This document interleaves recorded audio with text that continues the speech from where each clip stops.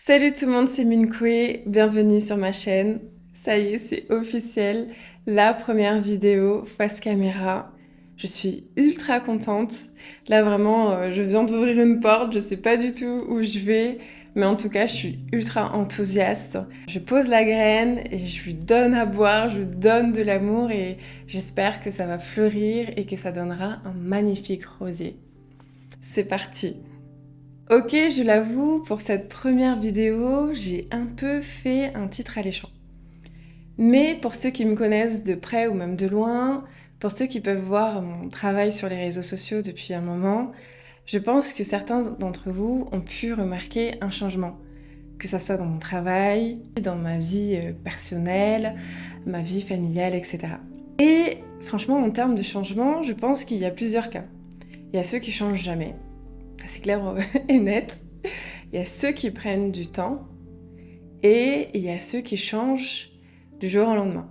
Alors pour certains, j'ai changé du jour au lendemain, mais avec honnêteté, ça fait plusieurs années que je travaille dans l'ombre. Mais ce qui est vrai, c'est que depuis quelques mois, j'ai fait des changements radicaux qui ont accéléré mon évolution. Et aujourd'hui, en fait, je voulais parler de ça avec vous.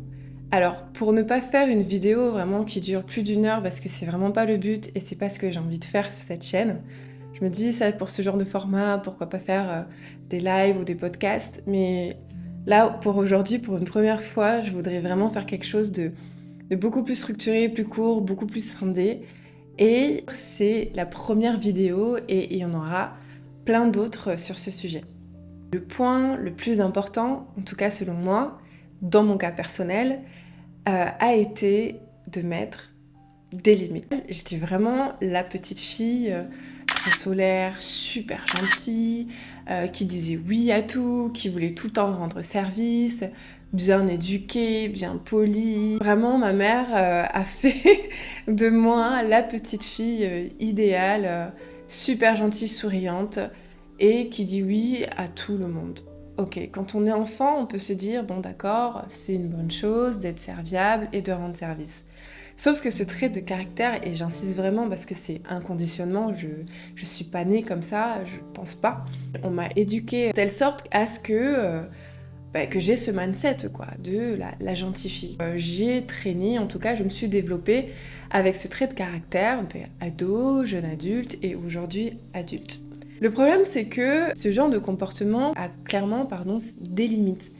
Et justement, ce que je voudrais apporter en fait dans ce genre de format, c'est d'aller en profondeur et de vraiment trouver le sens du pourquoi et du comment. Parce que certes, il y a le côté conditionnement éducatif. Je vous ai parlé de ma mère parce que ma mère, elle est pareille aussi, c'est vraiment quelqu'un de très bienveillant avec les autres, serviable, qui est toujours là pour rendre service, que ce soit dans la famille, dans les amis, etc. Donc vraiment, je ne pouvais que imiter cela.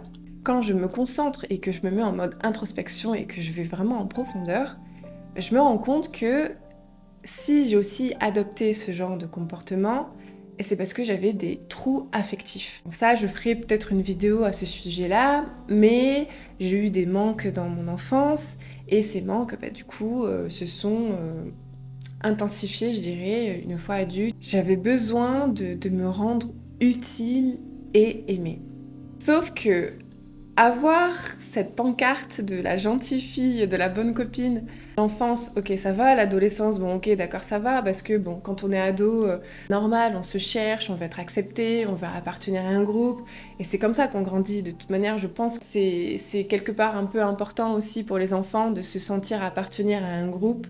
Je pense qu'une fois qu'on continue à avoir ces comportements adultes, ça peut avoir des graves conséquences. Je me suis faite un peu envahir énergétiquement.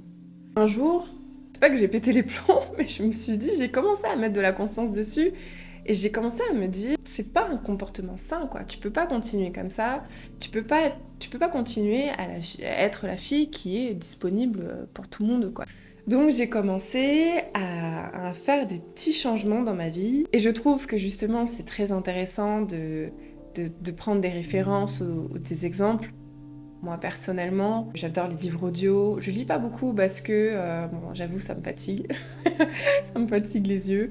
J'ai pas forcément le temps. Moi, ce que j'adore, c'est vraiment écouter des livres audio parce qu'en même temps, bah, je peux travailler, je peux faire le ménage, je peux conduire. Et c'est vrai que pendant une période, j'écoutais énormément de livres audio autour du développement personnel ou autour de la spiritualité, de l'amour de soi, etc. Et sur les réseaux sociaux, je suis tombée sur une vidéo super courte et je vais la mettre là, comme ça, vous pouvez la voir aussi, de l'athlète. Alors, vous moquez pas de moi parce que j'ai vraiment du mal à, à le prononcer. Alors, l'athlète Kipchoge qui parle de vitamine N. N comme non, quoi. Vraiment la capacité à dire non et comment ça a changé sa vie, clairement. Limite, sa vie a démarré à ce moment-là. How can you handle self-discipline? The rule number one is to get vitamin N. Vitamin N. Yes. That's the rule number one. You need to inject yourself with vitamin N. N is for? N is to learn to say no. That's a vitamin. Yeah. That's how to get self-discipline. Secondly is setting your priorities right. Thirdly is avoid complaining. Those are the three factors which can lead you.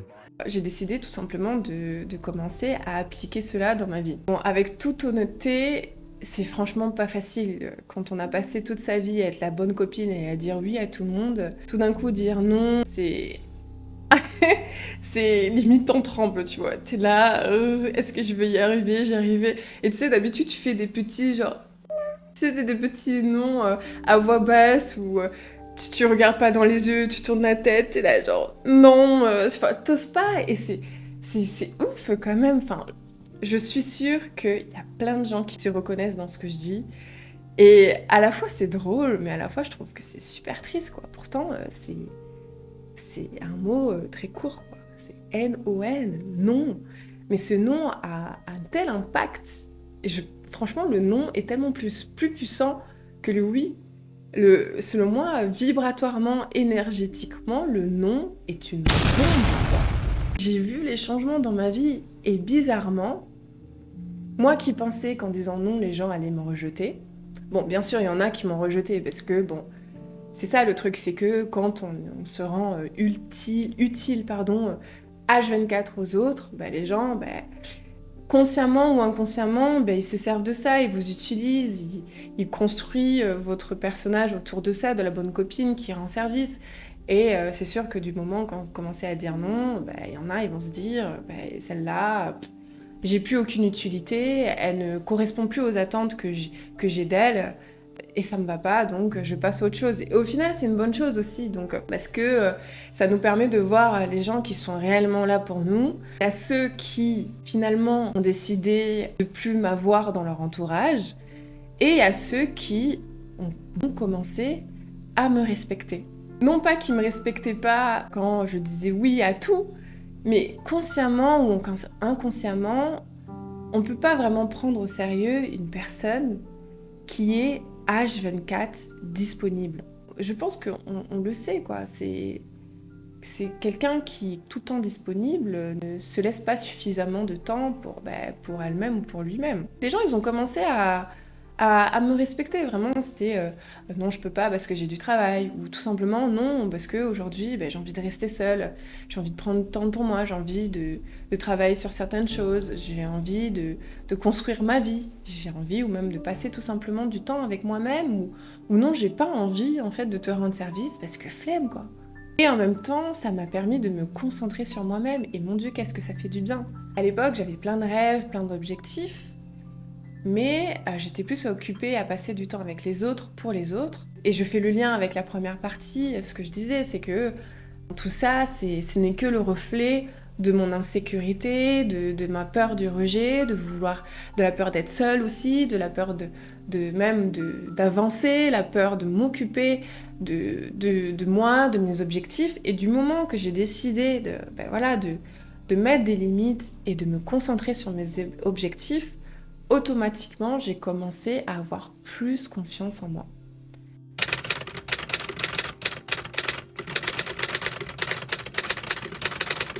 Alors, pour cette deuxième partie, toujours dans la thématique de mettre des limites, il y a, je pense, selon moi, un espace qu'on sous-estime beaucoup, et celui des réseaux sociaux. Bon, aujourd'hui, je pense que tout le monde le sait, hein, les réseaux sociaux ont vraiment une partie intégrante dans notre vie. Mon travail est à travers le digital. Aujourd'hui, voilà, j'ouvre une chaîne YouTube et je parle avec vous. C'est un outil de communication, un outil de communication qui est aussi un outil professionnel. On s'efforce quand même à construire une certaine image de nous, un univers artistique ou pas, sur les réseaux sociaux. On s'expose, on montre ce qu'on fait, on montre nos hobbies, nos aspirations, etc. Mais je me suis rendu compte que j'ai commencé à utiliser Instagram plus que nécessaire, on va dire. Vraiment sur cette plateforme, j'ai exposé ma famille, mes amis, mes relations amoureuses, où je sortais, ce que je mangeais, ce que je buvais, à quelle heure je dormais. Je montrais ma maison, mes animaux de compagnie, ma grand-mère. Enfin vraiment, je montrais tout, je n'avais aucune limite et je n'avais même aucune pudeur, à un tel point que j'étais sur les réseaux, en string, à poil sur la plage, à poil à la maison, en peignoir. J'avais vraiment cette volonté d'intégrer les gens à ma vie et ça a de grosses conséquences. Et encore une fois, pourquoi ? Pourquoi ? Il faut se poser la question. Ici, on est là pour aller en profondeur et toujours trouver du sens. Pourquoi avoir ce genre de comportement ? Alors, je pense que déjà, il y a, par rapport au fait de la société, etc., l'évolution des réseaux sociaux dans le secteur privé, personnel, etc., ça, on le sait. Mais toujours en mode introspection, quand je suis en mode alors Minkwe, pourquoi tu as ce genre de comportement ? Pourquoi tu te sens obligé de te foutre à poil sur les réseaux sociaux ? Pourquoi tu te sens obligé de montrer avec qui tu sors ? Et pourquoi tu te sens obligé de montrer ta famille, etc. Et j'ai fini par comprendre. Et ça rejoint exactement ce que je disais en début de vidéo. Recherche de validation, recherche d'attention fois 1000.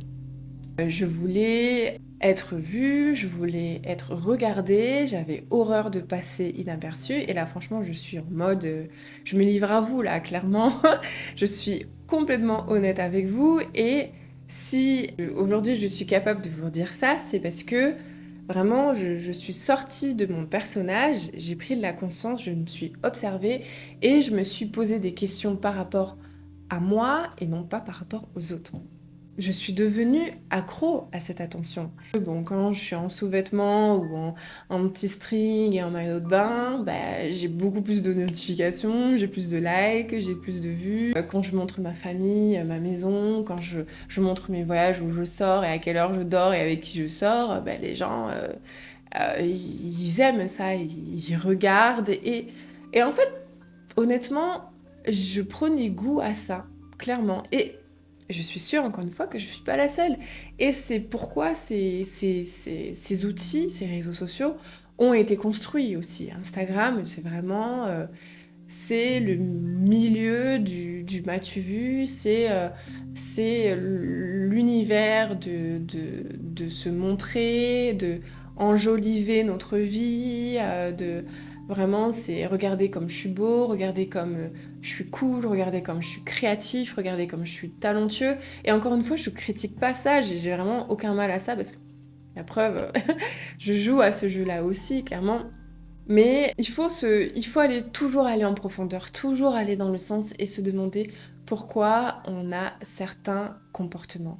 Et surtout que chaque action, chaque comportement ont une contrepartie et ont des conséquences. Au début, j'avais pas conscience de la contrepartie et j'avais pas conscience des conséquences de mes actions. Le fait de m'exposer ainsi, exposer ma famille, il y a eu des conséquences. Les gens ont commencé à construire une image de moi uniquement à travers les réseaux sociaux. Ce qu'ils voyaient sur les réseaux sociaux, c'était bien sûr automatiquement et logiquement moi. Alors, ils n'ont pas tort, hein, bien sûr.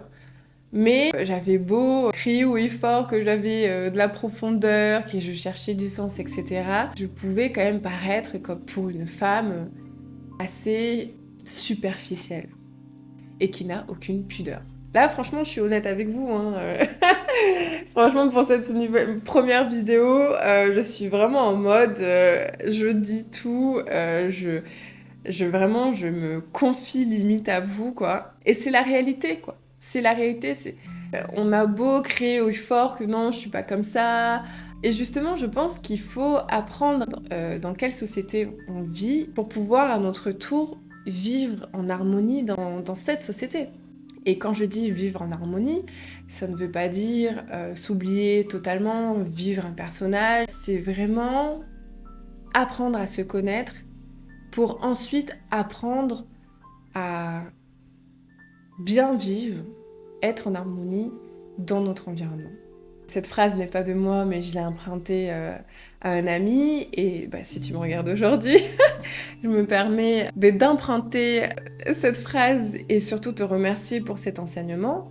J'ai fini par comprendre que dans la vie, ce qui compte, c'est pas qui tu es, mais ce que tu représentes.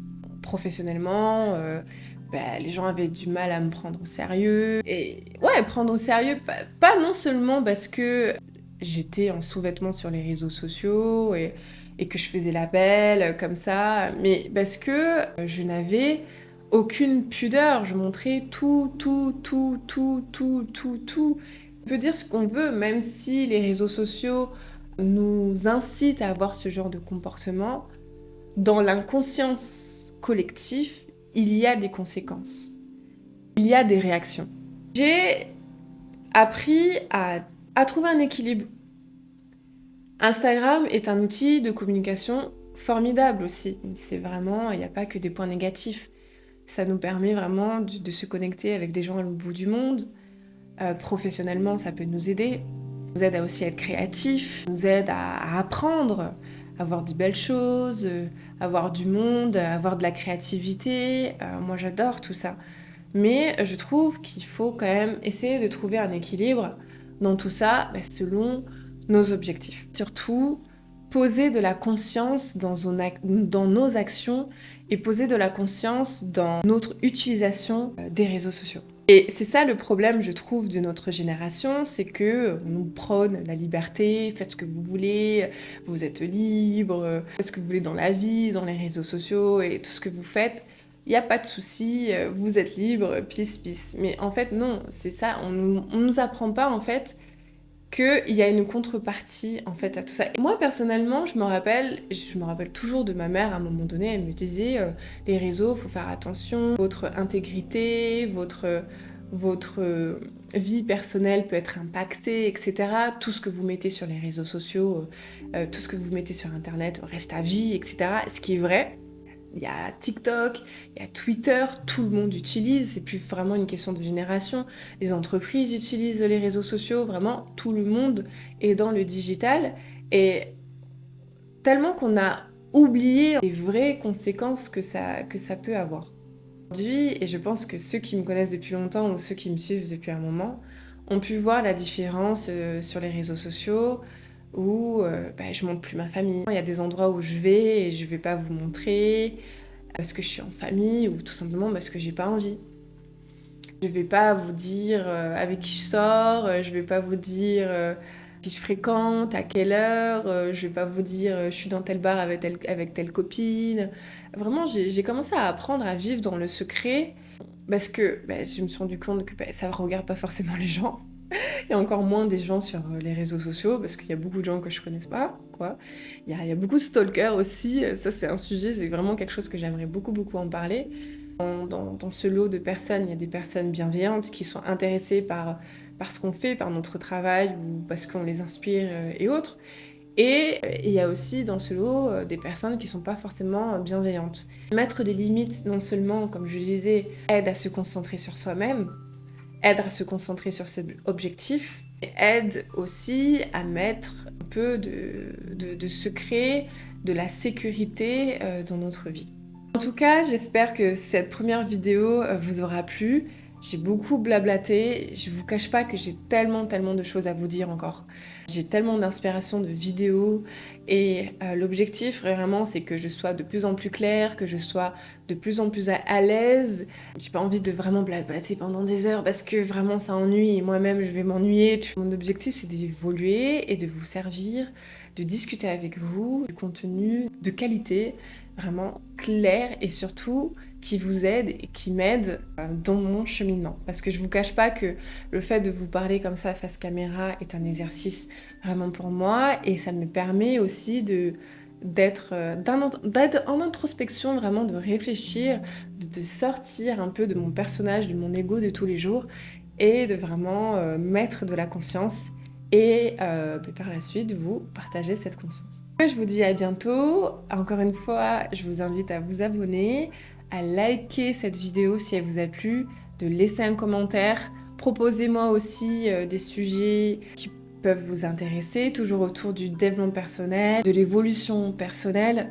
Vraiment, n'hésitez pas, dites-moi ce que vous en pensez. Pareil, si vous avez été amené aussi à mettre des limites, votre avis sur les réseaux sociaux, est-ce que ça a des conséquences pour vous ou pas.